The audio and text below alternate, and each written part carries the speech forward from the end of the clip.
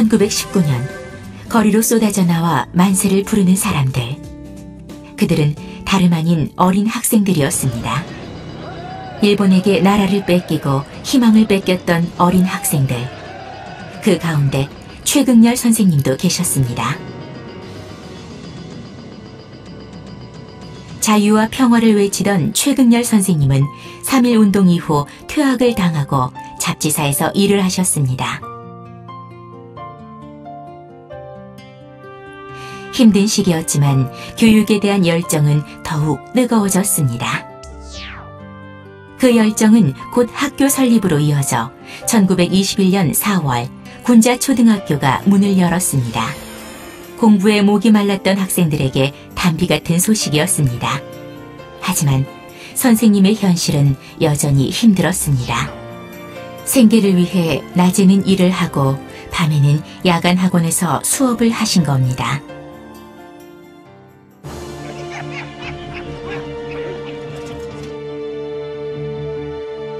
선생님에 대한 일본의 탄압과 집요한 감시 또한 계속됐습니다.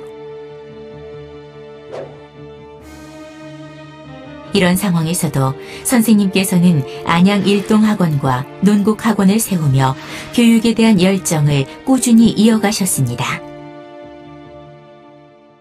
그러나 안타깝게도 논국학원은 설립 7년 만에 폐쇄됐습니다. 아이들이 떠난 빈 교실에서 선생님은 어떤 마음이셨을까요? 하지만 절망은 오래가지 않았습니다. 선생님을 찾는 아이들이 있었기 때문입니다. 그해 안산초등학교 교사로 계셨던 선생님은 이듬해 시흥시 수성고등국민학교 교감선생님으로 취임하며 꾸준히 교육의 길을 걸어가셨습니다.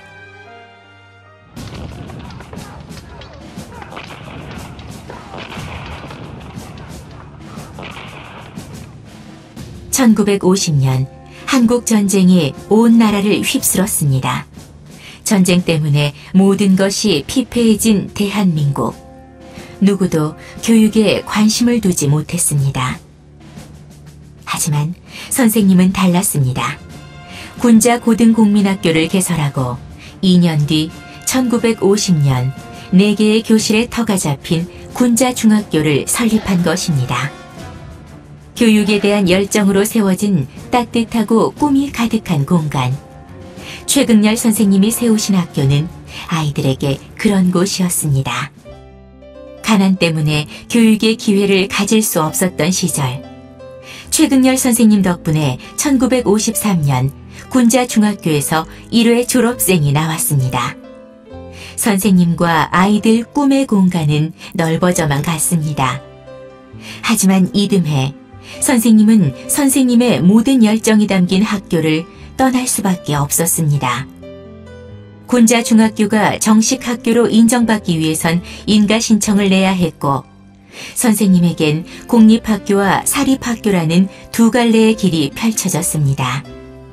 주위 사람들 모두가 안정된 학교가 됐으니 이제는 부를 위해 사립학교로 인가를 받으라고 조언했습니다. 하지만 아이들의 교육만 생각하며 달려왔던 선생님의 생각은 달랐습니다. 사립학교로 인가받았을 시 비싼 등록금 때문에 가난한 농촌의 부모님들이 아이들의 교육을 포기할 거라 생각하셨던 선생님. 배움을 향한 아이들의 뜨거운 눈빛을 저버릴 수 없었던 선생님. 단 한 번의 망설임 없이 선생님은 공립학교로 인가 신청을 하셨습니다. 공립학교가 되면서 학교는 나라의 재산이 됐습니다. 그리고 초대 교장이 발령을 받아 학교로 오게 됐습니다. 더 이상 학교엔 최극렬 선생님의 자리는 없었습니다. 선생님의 교육에 대한 열정을 아는, 함께 교육의 길을 걸어왔던 다른 선생님들은 선생님에게 교감 선생님으로 남아주시길 부탁드렸습니다. 하지만 이번에도 선생님의 생각은 달랐습니다.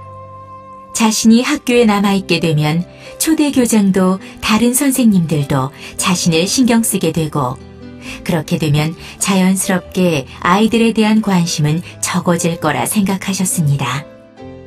그래서 선생님은 남아있는 선생님들에게 자신이 아닌 오로지 아이들의 교육에만 집중해달라고 부탁하셨습니다.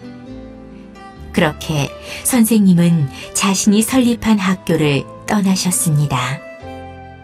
최극렬 선생님에겐 부가 아닌 아이들을 위한 배움의 길만이 중요했습니다. 빛이 안 보이던 어둠의 시절이 있었습니다. 하지만 최극렬 선생님에게 절망은 희망을 준비하는 과정에 불과했습니다.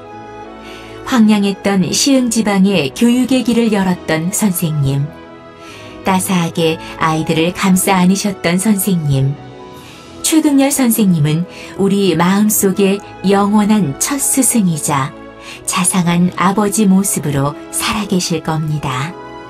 선생님, 감사합니다.